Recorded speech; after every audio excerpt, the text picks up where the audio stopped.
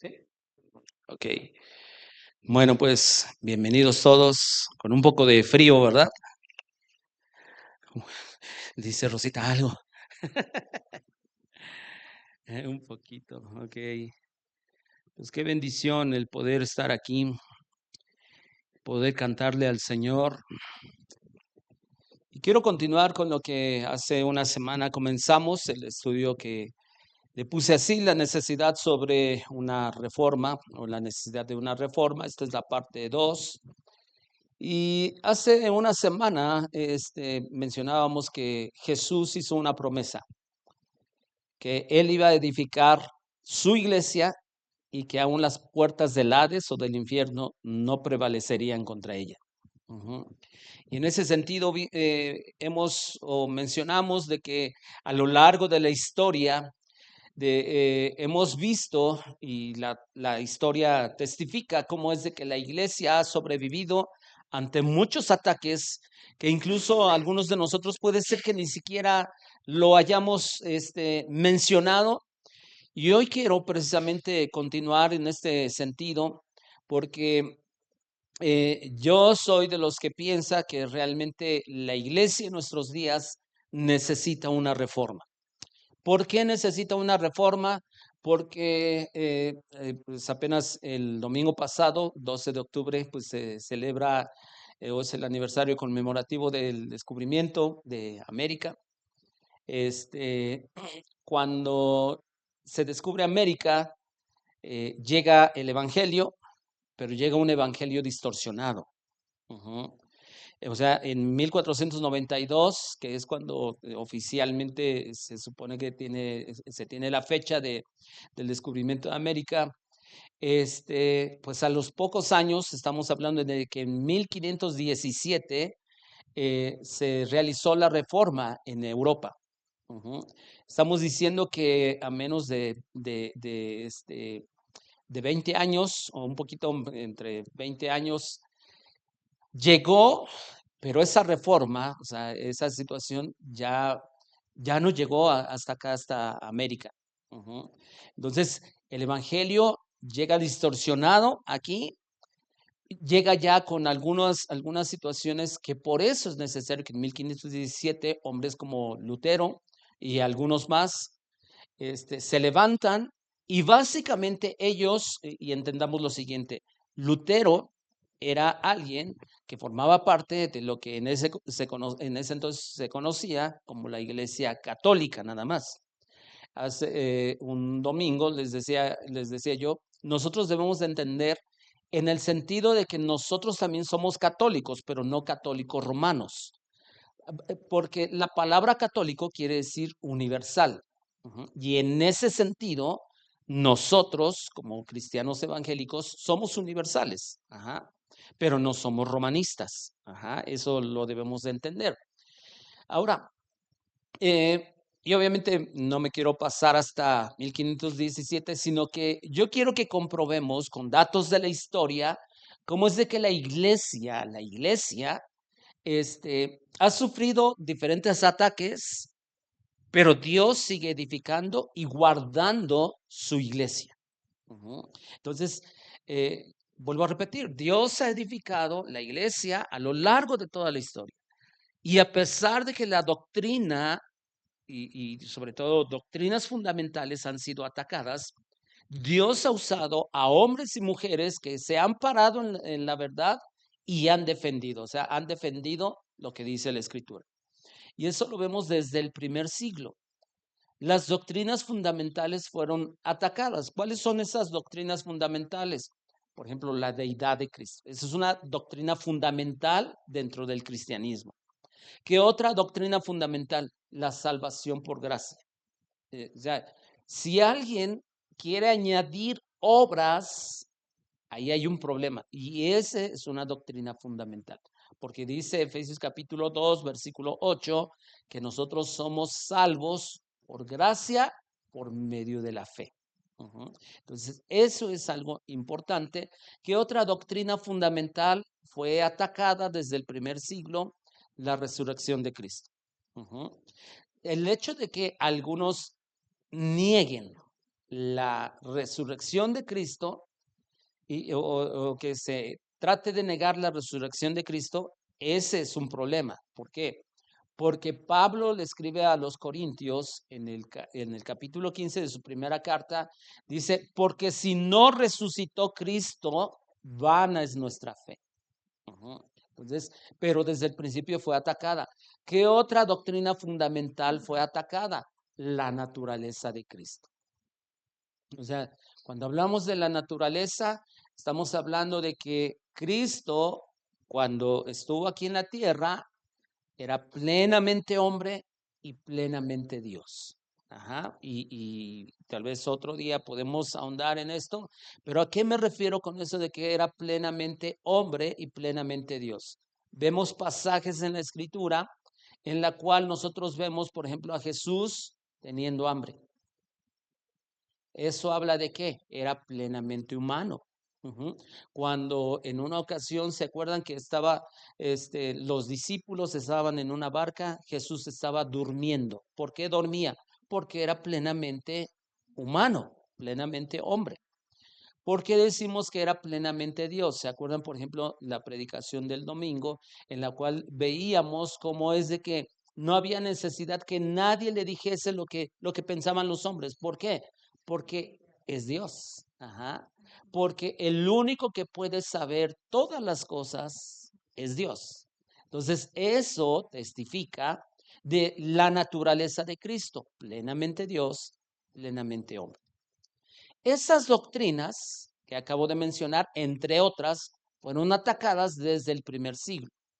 Y a finales, por ejemplo, del primer siglo y principios del siglo segundo, fue atacada la naturaleza de Jesús en específico.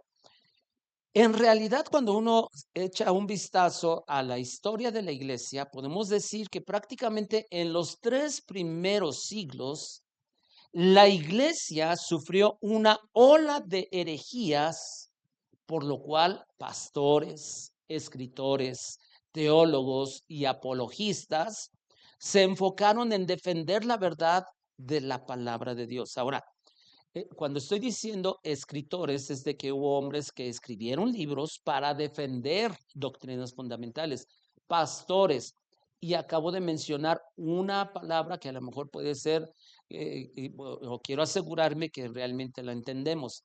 ¿Si entendemos el concepto apologista o no? Y con toda la confianza, ¿eh? Recuerden que la ventaja de los miércoles es que podemos tener una mayor interacción. No es nada más de que yo dé una. Si algo no lo entienden al momento, díganme, yo trataré de ampliarlo, de aclarar cualquier situación. ¿Alguien entiende el término apologista? ¿No? Ok. Los apologistas son aquellos que defienden la verdad. Ajá. Es alguien que defiende la verdad. Ahora, es importante entender, tú no puedes defender lo que no conoces. Ajá. Y eso es importante. Para eso, para eso precisamente está diseñado esta reunión de miércoles, para que nosotros estudiemos temas que a veces es más complicado estudiarlo y detenernos en domingo. Entonces, siéntanse con la libertad de preguntar y vamos a interactuar. Ajá. Si en algo se atoran, si algo no lo entienden, vuelvo a repetir, siéntanse con esa libertad, ¿ok? Ahora, tristemente, esas herejías, y también no sé si esto lo llegan a entender el término herejía, o sea, el término herejía es en realidad como que un camino alterno a la verdad, o sea, aunque alguien conozca la verdad, toma un camino alterno. Ajá, o sea, en realidad es un error doctrinal. Una herejía es un error doctrinal, es algo que contradice la palabra de Dios. Ujú. Eso es una herejía a grandes rasgos. Pero tristemente esas herejías vuelven a aparecer al paso del tiempo, por llamarlo así, envuelto en otro paquete. Es el mismo error doctrinal, pero que con el paso del tiempo lo envuelven de diferente manera. Por poner un ejemplo, hoy, por ejemplo, conocemos a los testigos de Jehová, ¿sí? Ajá. Ellos, por ejemplo, niegan la deidad de Jesús. Ellos dicen, si es el Hijo de Dios, pero es un ser creado. Bueno, esa es una herejía. ¿Por qué? Porque la Biblia dice que Jesús es Dios. Entonces, es lo que ahora conocemos como los testigos de Jehová, es una herejía que desde los primeros siglos fue atacada, pero fue llamada de diferente manera.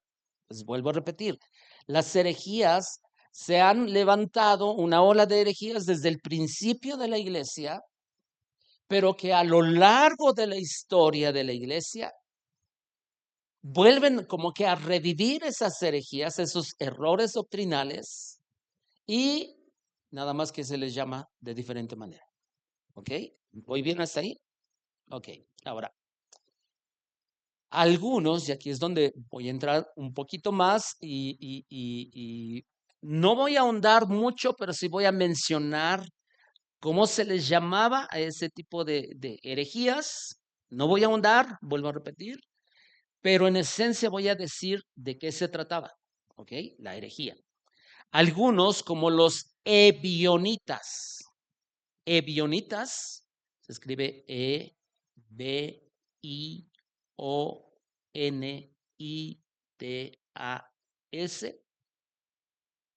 Ellos, los ebionitas, reconocían la autoridad de la Biblia hebrea. O sea, ellos, los ebionitas, decían, ok, reconocemos la Biblia hebrea, que por llamarlo así, en términos, o sea, los judíos le llamaban a su Biblia hebrea, lo que nosotros conocemos como el Antiguo Testamento, ellos le llamaban Tanaj, Tanaj,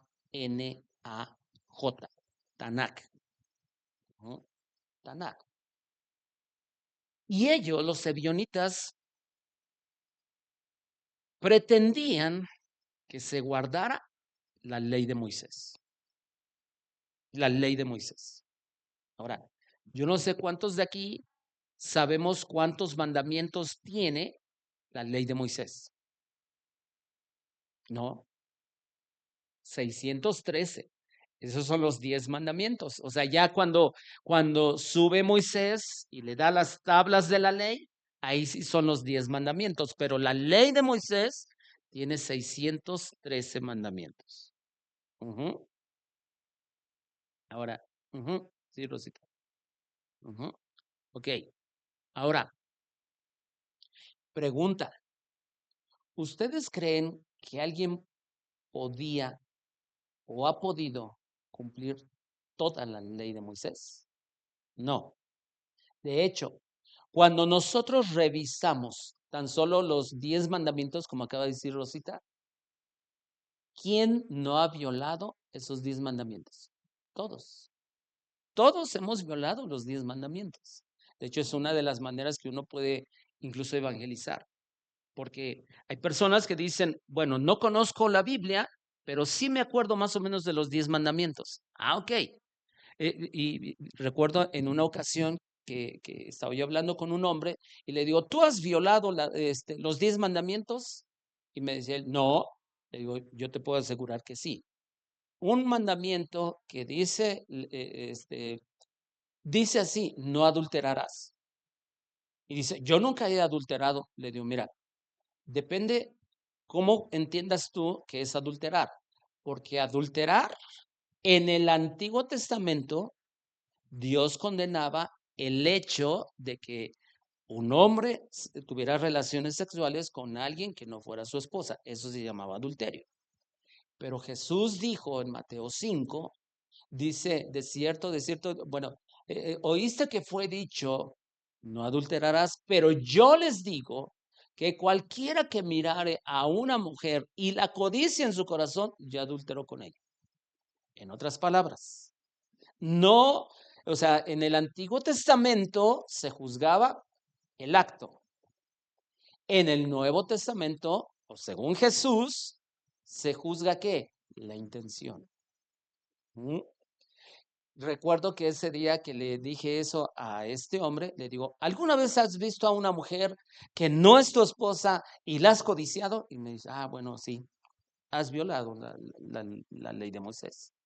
Y la Biblia dice, por ejemplo, porque cuando alguien de pronto dice, y estos, los ebionitas decían, hay que guardar la ley de Moisés. El problema es de que Gálatas dice y Santiago dice también que si nosotros queremos guardar la ley de Moisés, o sea, los 613 mandamientos, debemos guardarlos todos. Pero no solo eso, cuando tú violas un mandamiento, violas toda la ley. Ese es el grave problema. Entonces, si aquí los ebionitas reconocían el Tanakh, lo que para nosotros es el Antiguo Testamento, lo que para nosotros es Antiguo Testamento, y decían ellos, hay que guardar la ley de Moisés. El problema es de que nadie lo ha podido guardar. Bueno, en realidad solo uno. ¿Quién? Jesús. Jesús ha sido el único. Pero entonces había un grave problema con los ebionitas, porque ¿cómo es de que querían creer en Jesús, pero además guardar la ley de Moisés? Pero tenían otro error grave, los ebionitas.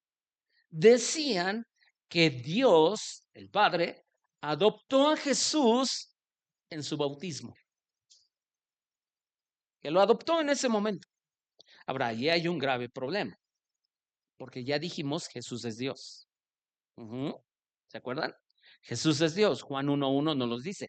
En el principio era el verbo, y el verbo era con Dios, y el verbo era Dios. Entonces, según los ebionitas, dicen, porque recuerdan cuando fue bautizado Jesús, dice que se oyó una voz del cielo que decía, este es mi hijo amado en el cual tengo contentamiento. ¿Se acuerdan? Los ebionitas, ellos interpretaron, es que en ese momento el Padre adoptó a Jesús. Ese es un error.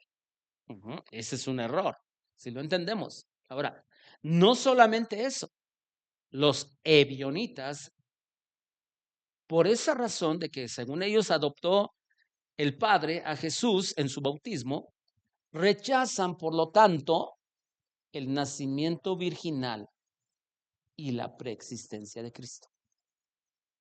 Ese es un grave problema. ¿Por qué? Porque el hecho de rechazar el nacimiento virginal implicaría que Jesús hubiera nacido con pecado. Y eso es imposible, absolutamente imposible. Vamos a la Biblia para ver este tipo de cuestiones. Gálatas capítulo 2, versículo 16. Gálatas capítulo 2, versículo 16.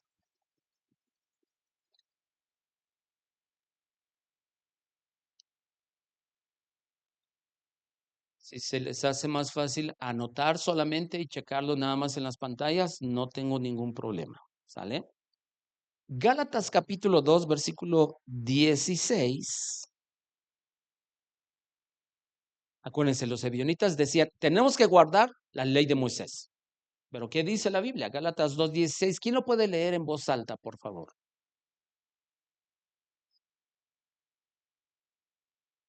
No por la fe. Nosotros también creímos que Cristo para ser justificados por la fe. Cristo por la fe de Cristo, no por las obras de la ley. Por cuanto por las obras de la ley nadie será justificado. Entonces, ¿para qué guardar la ley? Si nadie va a ser justificado por las obras de la ley, o sea, haciendo, cumpliendo, guardando las obras de la ley. ¿Se dan cuenta? Entonces, estos ebionitas estaban malentendiendo la escritura. Bueno, ellos estaban añadiendo, porque también aquí, recordemos, esto es siglo primero. Todavía no se conocía en su totalidad lo que hoy conocemos como el Nuevo Testamento. Pero ellos estaban diciendo, hay que añadir, hay que añadir. Sí creer en Jesús, pero debemos cumplir la ley. Ahora, ellos rechazaban, acuérdense, la preexistencia de Cristo. o sea, de que Cristo es eterno. ¿Cómo, cómo puedo asegurarme de esto? Bueno, Juan capítulo 1, versículo 1, y hace un rato lo mencioné, que dice, en el principio era el verbo, o al principio, es el principio de la eternidad, pero como la eternidad no tiene ningún principio, ¿sí entendemos? Ajá, ha existido siempre. Ajá. En el principio era el verbo era con Dios, hay una diferenciación de personas, y el verbo que era Dios. Entonces, claramente, y todos entendemos que el verbo es Jesús, es el verbo encarnado, es Dios encarnado. Pero además, acuérdense, rechazaban el nacimiento virginal. Pero ¿qué dice Mateo capítulo 1, versículo 18? Vuelvo a repetir, si en algo se atoran, me dicen.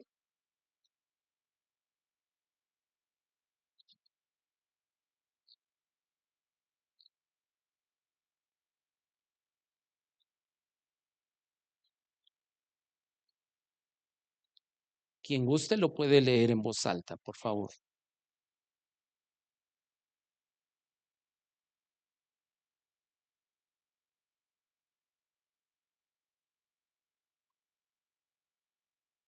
Ujú. ¿Quién fue quien en realidad, o sea, fue José realmente el que concibió, el que hizo que concibiera? No, ¿verdad? Fue el Espíritu Santo, fue de manera sobrenatural. Y ahí es uno de los versículos que nosotros podemos usar para entender el nacimiento virginal de Jesús. Ujú. Ahora, entonces acuérdense, estos eran los ebionitas. Hombres, hay algunos hombres que defendieron esta herejía del ebionismo. Hombres como, y no voy a mencionar más que sus nombres, hombres como Ireneo de León, hombres como Eusebio, hombres como Hipólito de Roma, defendieron hicieron una apología de contra estas herejías. ¿Voy bien? Ok. Otro aspecto más que desde el primer siglo fue atacado fue la plena humanidad de Cristo, que algunos le llamaron docetismo, o sea, como 12 y le ponen tismo, o sea, todo junto, docetismo. Y yo les recomiendo algo, que cuando, por ejemplo, en esto, que ustedes anoten e investiguen. La ventaja es de que tenemos el Internet y hoy podemos tener acceso a un mundo de información. Pero fíjense, el docetismo atacaba la plena humanidad de Cristo. Pero ¿qué dice la Biblia? Vamos a primera carta del apóstol Juan, primera de Juan, capítulo 4, versículos 2 y 3.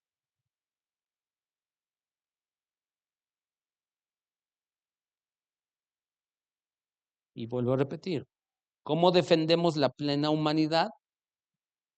Pues a través de ver en pasajes de la Escritura cómo es, o sea, que Jesús tenía hambre, lloraba. ¿Sabían ustedes que una vez Jesús lloró? Ajá. ¿Sí se acuerdan cuándo fue cuando Jesús lloró? Cuando murió Lázaro. Ajá. Dice que Jesús lloró. Si solamente hubiera sido Dios, probablemente no hubiera hecho, probablemente. Ujú. Pero Jesús lloró, Jesús tenía hambre, Jesús dormía. Entonces, todo esto lo vemos. Pero fíjense qué dice la Escritura, porque el docetismo aseguraba, o sea, atacaba la plena humanidad de Cristo. Y es que el docetismo créanme, está más vivo que nunca, ¿eh? Pero primera de Juan, capítulo 4, versículos 2 y 3, dice, en esto conoced el Espíritu de Dios, todo espíritu que confiesa que Jesucristo ha venido en carne es de Dios. Y todo espíritu que no confiesa que Jesucristo ha venido en carne no es de Dios. Y este es el espíritu del anticristo, el cual ustedes han oído que viene y que ahora ya está en el mundo. Entonces, claramente el apóstol Juan está diciendo, todo aquel que niega que Jesús vino, se hizo carne, dice, no es de Dios. Es más, es el espíritu del anticristo. Está en contra de Cristo. ¿Ok? ¿Voy bien? ¿Hasta ahí? Uno de los que defendió, se paró en la verdad y a defender contra esta herejía fue Ignacio de Antioquía. Y ya para el siglo II comenzaron a aparecer algunos escritos que supuestamente fueron de los apóstoles. Sabemos que algunos apóstoles escribieron, ¿no? Y algunas de sus escritos están aquí en la Biblia, ¿no? O sea, como que, ¿qué apóstoles escribieron algo? Ustedes se acuerdan. Pedro, ¿quién más? Juan, Mateo, ¿quién más? Bueno, de los 12, ellos. Pero obviamente Pablo, ¿no? Que fue el autor de la mayoría del Nuevo Testamento. Ajá. Y, por ejemplo, a Santiago, aunque se le reconoce como apóstol, no fue de los 12, pero también él escribió. Pero de pronto, yo no sé si algunos de ustedes habían escuchado, pero en el siglo II apareció un llamado Evangelio de Tomás. Ajá, en el siglo II. Ahora, es válido hacer la siguiente pregunta. ¿Por qué el Evangelio de Tomás no forma parte de la Biblia? ¿Sí o no? Es válido. Por cierto, ustedes sabían que, por ejemplo, supuestamente existen otros libros y que algunos han pedido que se incluya en la Biblia, pero ¿por qué no se incluye en la Biblia? Por ejemplo, el Evangelio de Tomás. Bueno, la iglesia de los primeros siglos usaron algunos principios para determinar si esos escritos que iban apareciendo realmente habían sido inspirados por el Espíritu Santo. Porque imagínense, o sea, la iglesia del primer siglo, ellos tenían que cuestionar si eran escritos, número uno, inspirados por Dios y qué tan auténticos eran. Porque si no, imagínense. Ahora, vuelvo a repetir, la iglesia del primer siglo usaba ciertos principios o se hacían ciertas preguntas. Número uno, ¿el autor era un apóstol o el autor tenía alguna conexión con algún apóstol? Ajá. Lo primero porque, por ejemplo, el Evangelio de Marcos, ¿quién era Marcos? Bueno, se cree que trabajó al lado del apóstol Pedro. Algunos dicen que en realidad el evangelio que nosotros tenemos, el evangelio de Marcos, era, o cómo es de que él lo escribió. Algunos dicen que probablemente Pedro casi le estaba dictando y Marcos lo único que hizo es ponerlo. Marcos fue también ese que estuvo de colaborador un tiempo con el apóstol Pablo. Entonces, Marcos pasa la prueba. ¿Por qué? Porque aunque él no era un apóstol, pero tenía conexión con Pedro, con Pablo.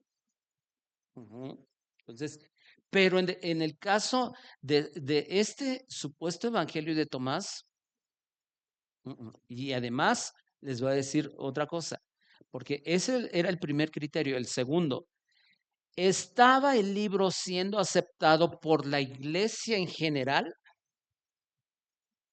Y ahorita les voy a dar un detallito de ese evangelio de Tomás. La iglesia ni lo conocía. Ese era un problema. Tercer criterio. contenía el libro consistencia con doctrina y enseñanza de los apóstoles o enseñanza ortodoxa. Tenía, o sea, coincidía o más bien atacaba los escritos de los apóstoles. Exactamente, es parte del problema de muchos libros que no están incluidos en la escritura. ¿Por qué? Porque atacan doctrina. La iglesia lo reconoció y dice, no, esto contradice. No, no tiene caso. ¿Qué otro criterio? Tenía el libro evidencia de altos valores espirituales que reflejaban la obra del Espíritu Santo. O sea, hablaba de la obra del Espíritu Santo, o sea, hablaba realmente. ¿Por qué? Porque, y acuérdense, pusimos el Evangelio de Tomás y le hacemos esas preguntas. Ahora escuchen lo siguiente. Ante estos principios o cuestionamientos, el Evangelio de Tomás no pasa las pruebas. ¿Por qué? Porque este Evangelio no fue escrito por el apóstol Tomás. ¿Se acuerdan que había un apóstol que se llamaba Tomás? El incrédulo. Pero él no fue el autor. Ahora, varios líderes cristianos concluyeron que era una falsificación, completamente una falsificación, este Evangelio de Tomás. Y entonces, como no pasó la prueba, no está incluido en la escritura. Ahora, para esto, les recomendamos leer el artículo La Biblia como verdad absoluta. Y alguien dirá, bueno, ¿y dónde está ese artículo de la Biblia como verdad absoluta? ¿Saben dónde? En el WhatsApp de la iglesia. Lo mandaron. ¿No están ustedes en el? ¿Alguien falta de estar en el grupo de WhatsApp de la iglesia? ¿Ya la incluyeron en el? No, no, ok. Ahorita la incluimos y lo volvemos a subir después para que yo les recomiendo ese artículo de la Biblia como verdad absoluta porque trae mucha información acerca de esto y es información muy, muy sencilla, muy clara. Ok, este evangelio, el evangelio de Tomás, era parte del movimiento gnóstico. Y alguien dirá, ay, y ese término, ¿por qué? ¿Qué, qué significa? Y ahorita, acuérdense, de pronto algunas cosas, el movimiento gnóstico promovió sus ideas a través de escritos como este, como el Evangelio de Tomás. ¿Qué era lo que promovía el gnosticismo? ¿Quién era de los que promovían? Bueno, un hombre llamado Marción, no Marciano, Marción, Marción, era uno de los promotores del gnosticismo. Y Marción enseñaba, fíjense lo que voy a decir. Marción enseñaba que el Dios del Antiguo Testamento era un Dios menor. Además de que Marción lo consideraba alguien perverso y además vengativo. Ahora ese es un problema, ¿sí o no? Porque incluso algunos que contradicen de que Dios es amor, porque ¿dónde está ese Dios de amor si mandó a matar a mucha gente? Marción era uno de ellos que decía, ¿cómo puede ser? Es un Dios menor y además es un Dios vengativo y es un Dios perverso. Y Marción también decía, pero el Dios del Nuevo Testamento, ese es un Dios espiritual. Ese realmente es un Dios. Marción prácticamente editó la Biblia y rechazó por completo el Antiguo Testamento. Ahora, yo no sé si entendemos, pero ese es un problema. ¿Cómo que nada más me voy a quedar con el Nuevo Testamento? No, es Antiguo y Nuevo Testamento. ¿Por qué? Vamos a ver qué dice la Biblia. Lo que escribe Pablo a Timoteo, segunda carta de a Timoteo, segunda a Timoteo, capítulo 3, versículo 16.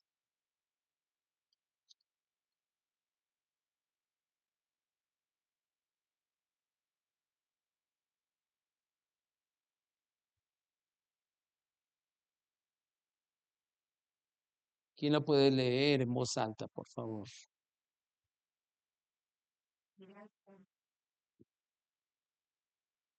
Para redarguir, para corregir, para instruir. Ujú. ¿Cuánta escritura? Toda. Ahora, ojo, nosotros cuando leemos este versículo, cuando dice toda la escritura, nosotros tenemos la idea Antiguo y Nuevo Testamento, ¿sí? Pero ojo, cuando lo escribe Pablo, él se está refiriendo la escritura, el Antiguo Testamento. Ahora, no podemos decir, entonces Pablo nada más reconoce el Antiguo Testamento. No, pues es que apenas estaba siendo escrito el Nuevo Testamento. Ujú. Marción dijo, no, el Antiguo Testamento no vale. Pablo dice, no, sí vale. ¿Por qué? Porque esa escritura es la que nos corrige, la que nos redarguye. Ajá. Entonces, Marción estaba equivocado, evidentemente. Ujú. Ahora, este Marción fue un hombre medio necio, pero hombres como Ireneo y Tertuliano, si alguien quiere nombres para sus hijos, ahí hay, presentaron defensa en contra de las ideas de Marción. Prácticamente, y escuchen lo que voy a decir, prácticamente Marción hizo un Dios de solo bondad. Porque dice, no, el del Antiguo Testamento es un Dios vengativo, cruel, enojón. Y Marción dice, Dios no es así, Dios es puro amor, pura bondad. ¿Eso qué le suena?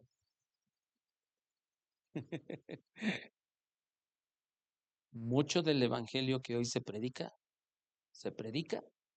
de un evangelio, de un Dios de puro amor. Pero no es el Dios de la Biblia.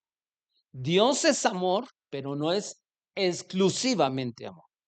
Dios es bondad, pero no es exclusivamente bondad. Desde ese punto de vista, Marción se equivocó, porque es predicar un solo lado de la moneda. Porque es cierto, Dios es amor, pero Él también es, mande, corrige, porque la misma Biblia dice que Dios al que ama, corrige y azota al que recibe por hijo. Pues Marción se equivocó completamente. Ajá. Sin duda que el marcionismo sigue vivo, porque la idea de adaptar y refundar el cristianismo para un nuevo tiempo en tono más suave y complaciente, con mensajes centrados solamente en el amor de Jesús, es un error. Ahora, quiero que entendamos esto. O sea, no es, o sea, Marción lo que decía es, el Evangelio o Dios es puro amor. Entonces, solamente los mensajes que nos deben predicar o que debemos escuchar es que Jesús nos ama. Ahora, esa es una verdad, ¿sí o no? Sí, Dios es amor, pero no es exclusivamente amor. ¿Por qué? Porque la Biblia dice que justos son todos sus juicios. Y un teólogo dice, para que nosotros apreciemos esa perfección de Dios se necesita que tenga amor, pero que también tenga ira, porque Él es perfecto. Así como Él es misericordioso, Él es justo. Así como Él es amoroso, Él también es santo.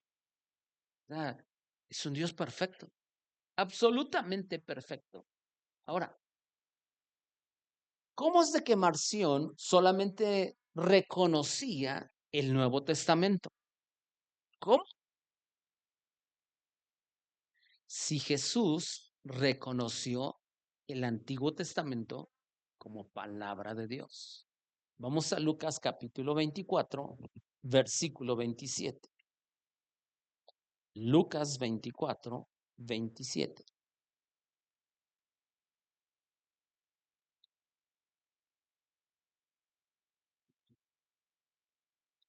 ¿Lo tienen? ¿Quién lo puede leer en voz alta, por favor?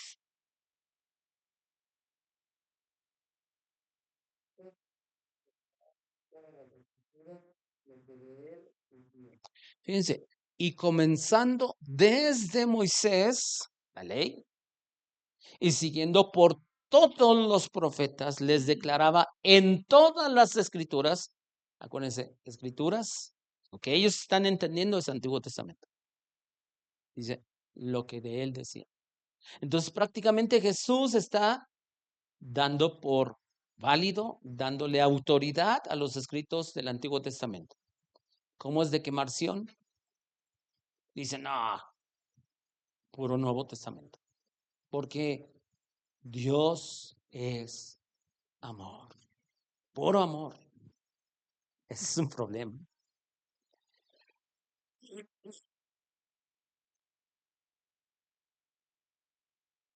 Hay otros hombres, como un tal Noetus de Esmirna y Sabelio de Roma, promovieron otra herejía más, llamada modalismo. Modalismo, que eso se promovió entre el siglo II y el siglo III. Modalismo. Ujú. ¿Qué es lo que enseña básicamente el modalismo? Enseña que el Padre, el Hijo y el Espíritu Santo no eran personas distintas y que más bien Dios a veces se presentaba como Padre, a veces como Hijo y a veces como Espíritu Santo. En otras palabras, es como si de pronto tomara forma de Padre, de pronto tomara forma del Hijo y de pronto tomara forma del Espíritu Santo. Este es el modalismo. ¿Qué vemos en la Biblia? Exacto. Ujú.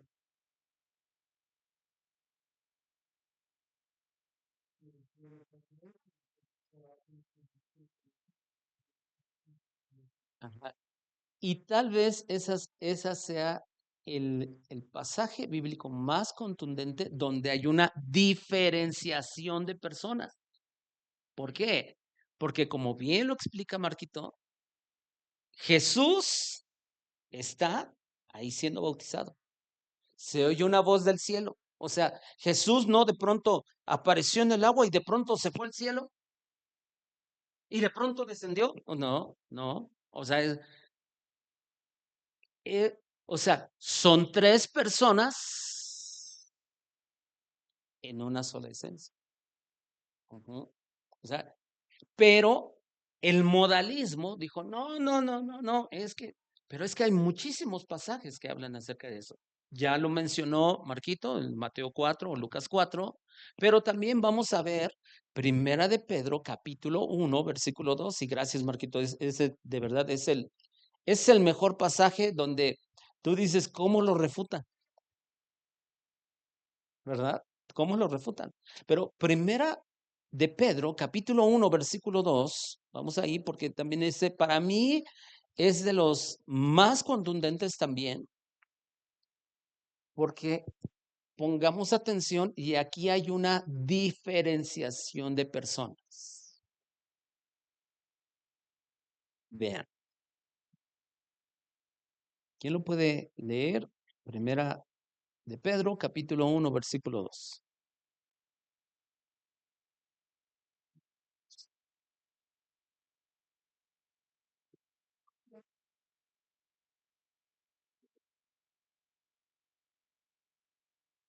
Así es. Elegido según la presencia de Dios Padre. Ahí hay una persona. Una persona. O sea, de hecho, este versículo yo lo he ocupado para enseñar un poquito cómo las tres personas de la divinidad o de la Trinidad actúan en la obra de salvación. ¿Por qué? Porque el Padre es el que elige. Luego dice, en santificación del Espíritu. ¿Quién es el que santifica? El Espíritu Santo. Dice, para obedecer y ser rociados con la sangre de Jesucristo. ¿Quién derramó su sangre? Jesucristo. El Padre no murió en la cruz.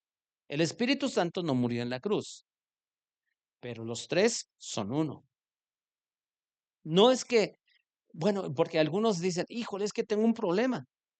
Porque el Padre es Dios, el Hijo es Dios, el Espíritu Santo es Dios. Y algunos en ese razonamiento dicen, entonces son tres dioses. No, los tres son Dios, pero es una sola esencia, coexistentes.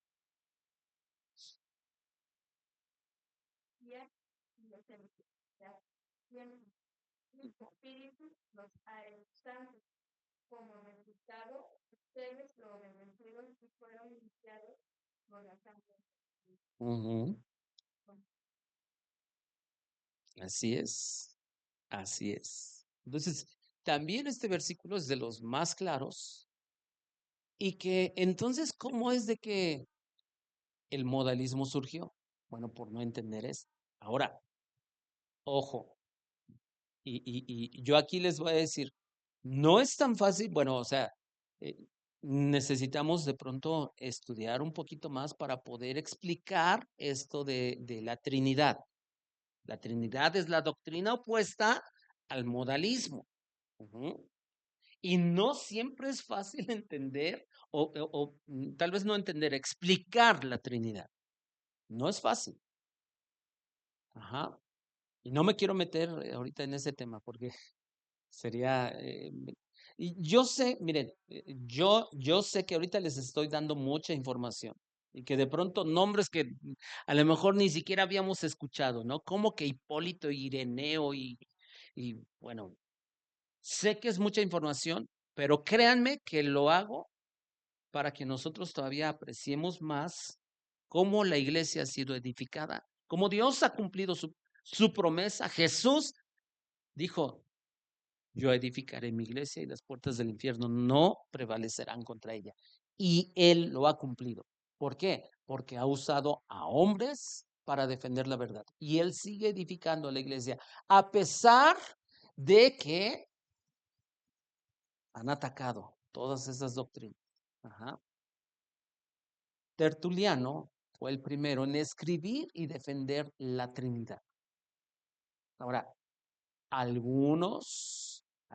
ojo, algunos dicen, no, pero la Trinidad, es más, ni siquiera viene el término en la Biblia. Y es cierto, la palabra Trinidad no viene en la Biblia, pero sí vemos claramente el concepto, la idea en la Biblia.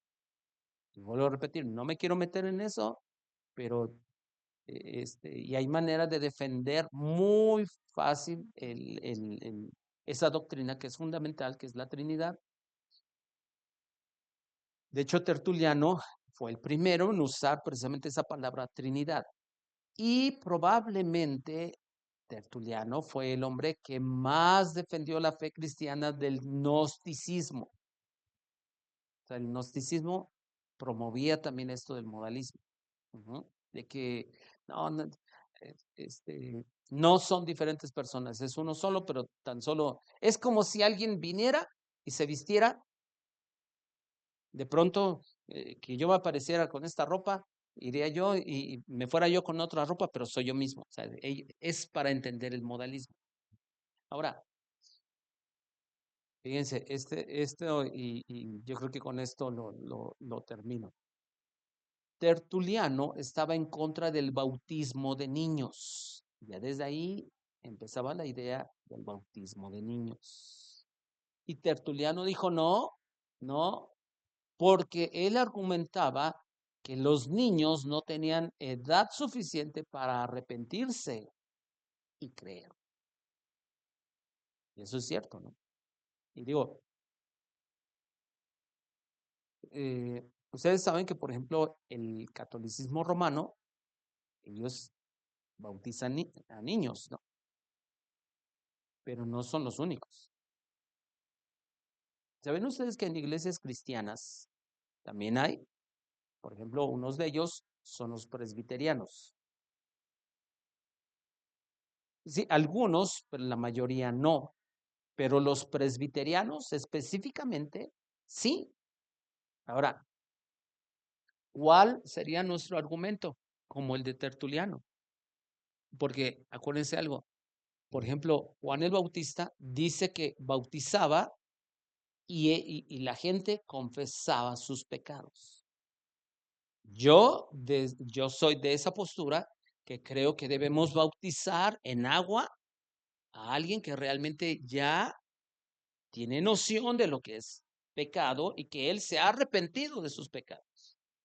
Y aunque nuestros hermanos presbiterianos, porque son nuestros hermanos, aunque ellos argumentan, bueno, es que es una manera de algún modo de aceptarlos en el cuerpo de Cristo y ahí hacen como que un juego de palabras, pero está bien. O sea, pero fíjense, Tertuliano, él estaba en contra de esto, de bautizar niños, aunque Tertuliano desafortunadamente terminó adoptando el montanismo, no montañismo, montanismo, y fue considerado un hereje.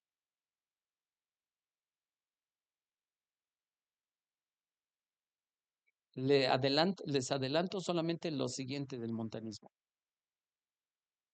El montanismo, el montanismo está muy vivo, pero de diferente manera. El montanismo promovía la idea que Dios seguía dando revelaciones por medio de él.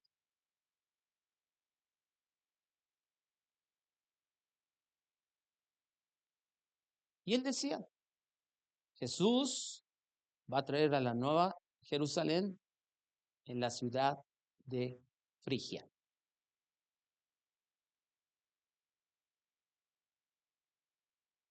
Y cuenta el historiador cristiano Eusebio que Montano, o sea, el que fundó el montanismo, en su ansia de liderazgo, se obsesionó y repentinamente caía en frenesí y convulsiones. ¿Eso qué le suena? Algo raro. Uh-huh. Y en definitiva, Eusebio dice que mucha gente alrededor de Montano lo consideró o estaban convencidos que estaba más bien Montano poseído. Poseído obviamente por un demonio.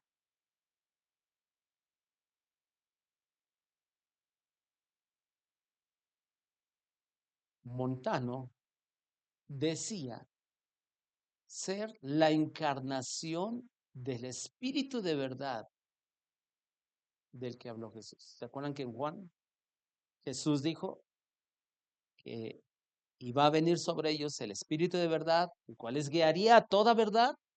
Pues Montano dijo, ¿qué creen? Yo soy. Híjole, qué osado, qué atrevido y qué deschavetado.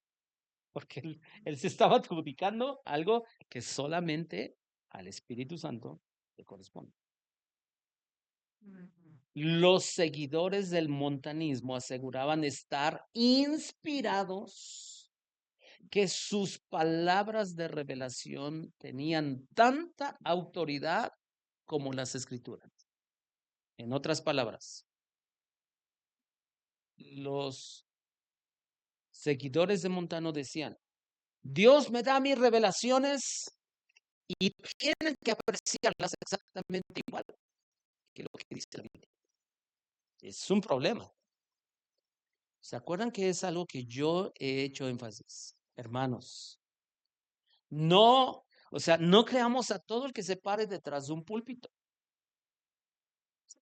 Pongamos a prueba lo que está diciendo esa persona. Y por eso es de que yo les voy a invitar que cada vez que vengan a una reunión, pero en especial los miércoles, y me da gusto que varios de ustedes están anotando, realmente lo aprecio, pero ¿saben qué? Les voy a decir algo.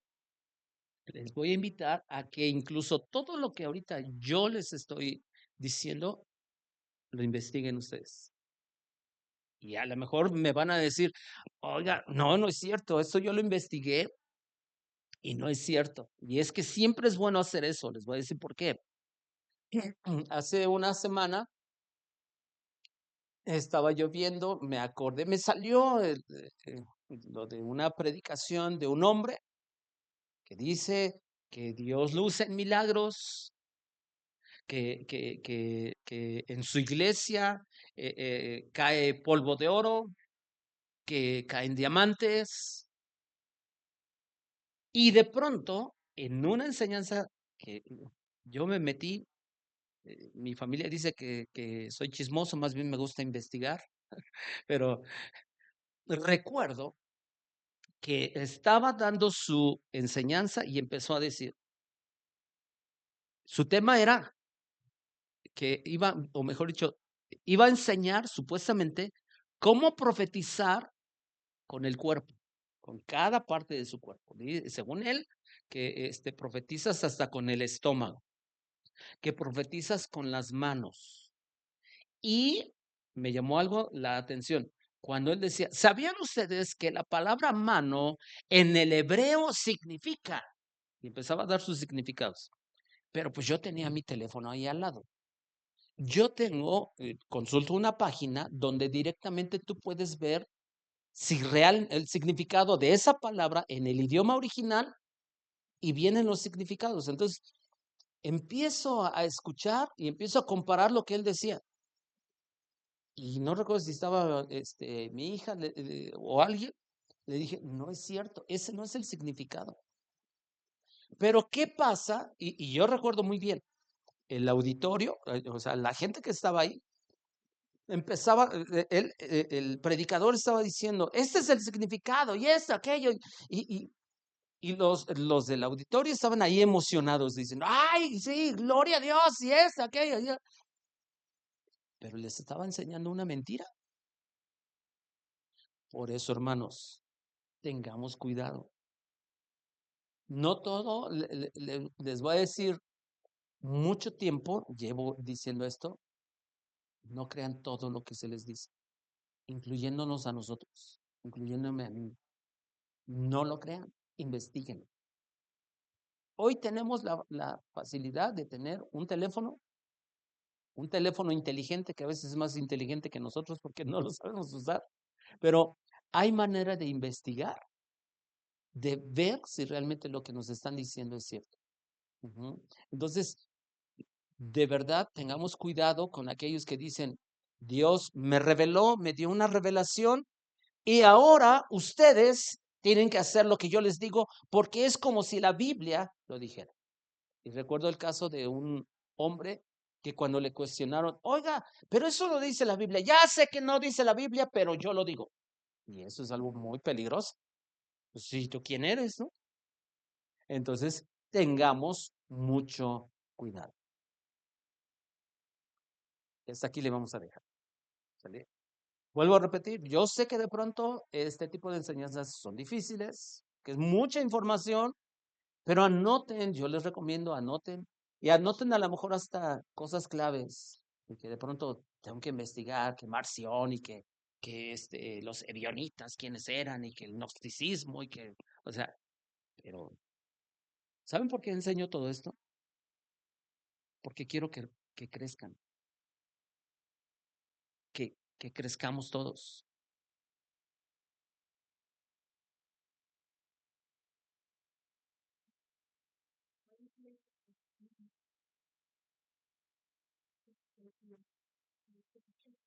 Ujú, ok. Ujú. Ahora, no se preocupen si no se nos queda todo. Es difícil, ¿no? O sea, si ustedes me dicen, fuera de sus notas, ¿se acuerdan? Hay cosas que no, y tengo que revisar las notas. Pero créanme que me echo un clavado en estar investigando, en estar leyendo, en estar ahí, macheteándole para sacar todo esto, que yo espero que sea de bendición. ¿Sale? Pues vamos a orar y vamos a darle gracias al Señor. Padre, te damos muchas gracias, Señor, por tu amor, fidelidad, bondad. Gracias, Señor, por lo que hemos podido estudiar en esta noche. Te pedimos que nos ayudes, nos des de tu gracia, de tu Espíritu Santo para entender. Abre nuestro entendimiento, Señor. Nosotros eh, ponemos nuestra mejor disposición. Sabemos que nos falta mucho y queremos aprender, Señor, porque bien lo dicen que aquel que ignora la historia está condenado a repetirlo. Te pedimos que tú nos ayudes. Te pedimos, oh Dios, que tú nos guíes. Tu Espíritu Santo nos llene, nos guíe, Señor, a toda verdad. Y gracias, Señor, por guardar tu iglesia. Nosotros somos parte de tu iglesia y no solamente nos guardas porque nos libras del mal, sino porque qué importante es conocer la verdad, vivir la verdad, pero también defender la verdad. Y te damos gracias, Señor. Gracias por los que han estado aquí, por los que han hecho un esfuerzo aún ante el clima, pero queremos seguir aprendiendo y te damos honra y gloria por siempre en el nombre de Jesús. Amén. Pues que Dios les bendiga a todos.